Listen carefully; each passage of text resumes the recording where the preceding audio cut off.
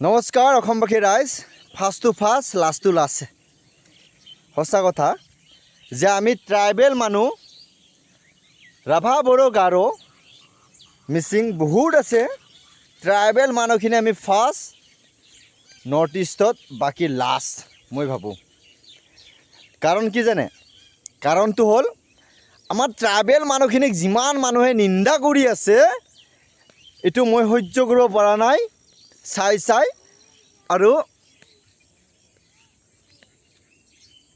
আৰু কৈ আছোঁ। এতিয়া বৰ্তমান সময়ত এই ট্ৰাইবেল আনা ট্ৰাইবেল এইবিলাকৰ বিভিন্ন ধৰণৰ মানে কি বিভ্ৰান্তিৰ এটা চৰ্চা এটা চলি আছে। এই বিভ্ৰান্তিৰ চৰ্চাটোৰ ক্লিয়াৰিফিকেশ্যনত মই ভাবোঁ, মোৰ বিচাৰত মই ভাবোঁ যে আমাৰ ৰাভা বড়ো গাৰো মিচিং ট্ৰাইবেল যিমান আছে আমাৰ অসমত, আমাৰ নৰ্থ ইষ্টত, সেইখিনি ট্ৰাইবেলখিনি 6 চিডিউল পোৱাটো খুব প্ৰয়োজন। কাৰণ মই আগৰ ভিডিঅ'টো কৈছোঁ, কাৰণ যে আমাৰ বহুত ভিডিঅ' মই বনাইছোঁ, আগতে কৈছোঁ যে মোৰ কাৰণ এইটোৱেই যে আমাৰ জাতি, আমাৰ ভাষা সংস্কৃতিক আমি বচাই ৰখাটো খুব প্ৰয়োজন। তাৰে ভিতৰতে ৰাজবংশীসকলেও ট্ৰাইবেল বিচাৰি আছে।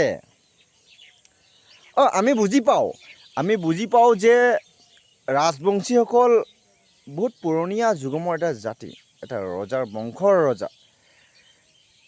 সেই ৰাজবংশীসকলে এতিয়া বৰ্তমান, আগতেই কিয় ট্ৰাইবেল নিবিচাৰিলে? তাৰমানে এতিয়া বৰ্তমান যে বিচাৰি আছে সিহঁতক ট্ৰাইবেল লাগে, ST লাগে, আগতেই কিয় নিবিচাৰিল? আগতে সিহঁতে কি টোপনি মাৰি আছিল নেকি? আগতে সিহঁতৰ কি মাথাটো জাগৃতি হোৱা নাছিল নেকি? এতিয়া যে ট্ৰাইবেল লাগে, সিহঁতক ST লাগে, কাৰণ কিয়? কাৰণ ট্ৰাইবেল চাওঁ, এতিয়া অসমত এটা ট্ৰাইবেল বুলি ক'লে, ST বুলি ক'লে অসমত এটা ভাল ভূমিকা প্ৰদান কৰাৰ স্মৃতি আছে। ট্ৰাইবেল এই ৰাজবংশীসকলেও যদি ট্ৰাইবেল বিচাৰে, এতিয়া ৰাজবংশীসকলে কেতিয়া ভাষাটো, সিহঁতৰ ভাষাটো হ'ল অকণমান বঙালী ক'ব, অকণমান অসমীয়া ক'ব।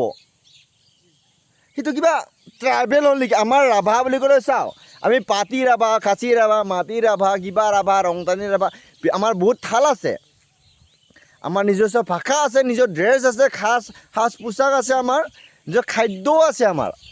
কিন্তু সিহঁতৰ যদি এনেকুৱা ধৰণৰ কিবা এটা